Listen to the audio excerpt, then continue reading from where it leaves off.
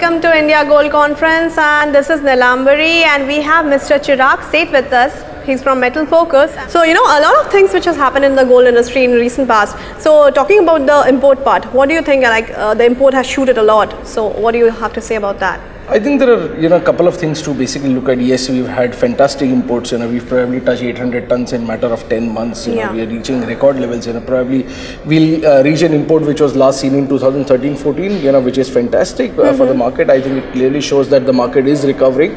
But there are multiple factors at play. Firstly, I think what is happening is that there is inventory buildup which is happening in the system. There are store expansions which are happening. I think retail market is again picking up. Consumer sentiment is improving. So I think and that is all helping with the demand to improve. So if demand improves, the imports will also pick up. So we have seen a recent, very good successful IIJS this time. So what do you have to say about that? What do you feel it? So I think how it happened. Look, IIJS is India's premier exhibition. Also, it was something which was happening after a matter of 2 years. Last IIJS happened in 2019, and then in 2021 we had IIJS. So obviously, I think what had happened is that last 2 years, a lot of manufacturers, a lot of retailers were not too keen to build up inventory. Now they're seeing that with pace of vaccinations picking up, number of cases reducing, consumer sentiment improving, incomes and jobs coming back into the market. I think a lot of people are keen to build up inventory, showcase new designs. And also please understand, we are in midst of peak demand season. We are in midst of 5-month long wedding and festival season. So obviously this kind of was a perfect storm for the backlog weddings are also there. Absolutely, backlog weddings, certain what a pent up demand. So I think that really played out well, and that's why we saw something. I've been going to IIJS for last 10 years. I've never seen this kind of response at IIJS. So it's wonderful. So when we are now, the recent burning topic right now is we are talking about IBX, India International Bullion Exchange. So which is in the boundary of IFCA. So what do you have to say about it? So I think, look, spot exchange is an idea whose time has come, and I think something Metal Focus has been saying this for last 2 years, that I think is high time that India has a spot exchange. I think what is very, very important to understand is that how would the international spot exchange, the domestic spot exchange work seamlessly? Exactly. Because on the international spot exchange, you've got trading of BDR, which is going to happen. On the domestic spot exchange, EGRs are going to happen. How does BDR get converted into EGR? That is something which is still, there is lack of clarity.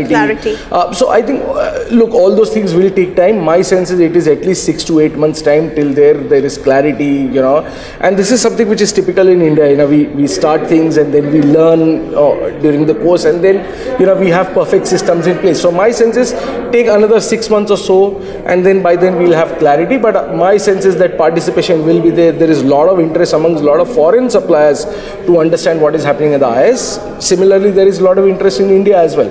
So my sense is over the next couple of months, consultations will happen. The regulators will come out with far more detailed reports, and then that will work well. But I think spot exchange is something which India requires.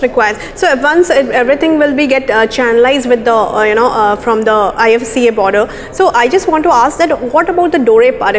Since we have seen a lot of increase in the Dore in recent past, so what do you think? Where will the Dore part go?